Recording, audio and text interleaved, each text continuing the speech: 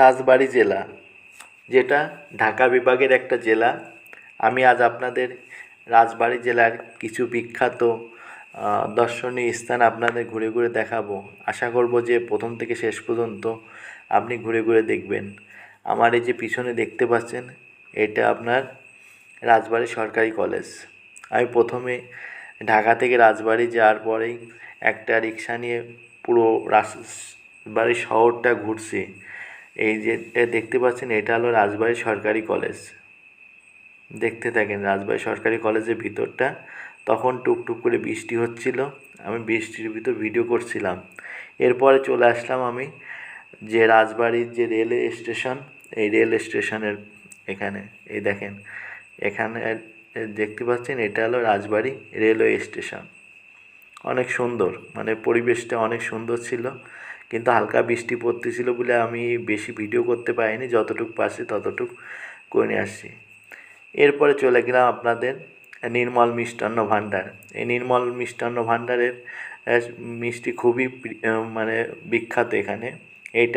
এই যেটা দেখতে পাচ্ছেন, এটা হলো রাজবাড়ির গোল চত্বর।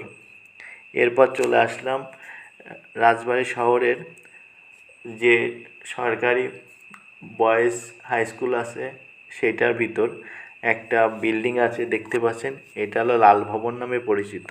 অনেক পুরাতন ভবন এটা, কিন্তু সংস্কারের অভাবে আজকে দেখতে পাচ্ছেন যে লাল ভবনের অবস্থা কেমন।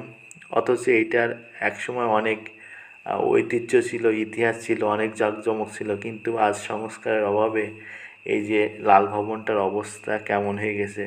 তাই আমি কর্তৃপক্ষকে বলবো, আপনারা এই লাল ভবনের যে সংস্কার করুন। এটা আমাদের ঐতিহ্য, এটা আপনারা সংরক্ষণ করে রাখুন।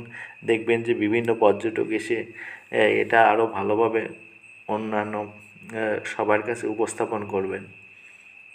আমি ভিতরে যাইতে পারিনি, কারণ এই লাল ভবনের ভিতরের অবস্থা তেমনটা ভালো ছিল না। সেই জন্য আমি বাইরে থেকে ভিডিও করে নিয়ে আসছি আপনাদের জন্য, যাতে আপনাদের সাথে আমি এই ভবনটা দেখাইতে পারি যে দেখেন কি অবস্থা।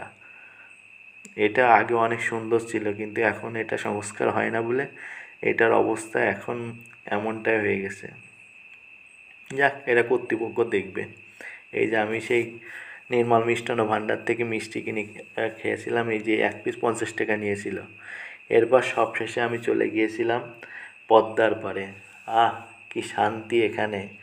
আপনি যদি যান দেখবেন যে কত সুন্দর এই যে পদ্মার পাড়টা, মানে বাতাস বইতেছে, আর আকাশে তখন একটু মেঘ ছিল, আর গুড়ি গুড়ি বৃষ্টি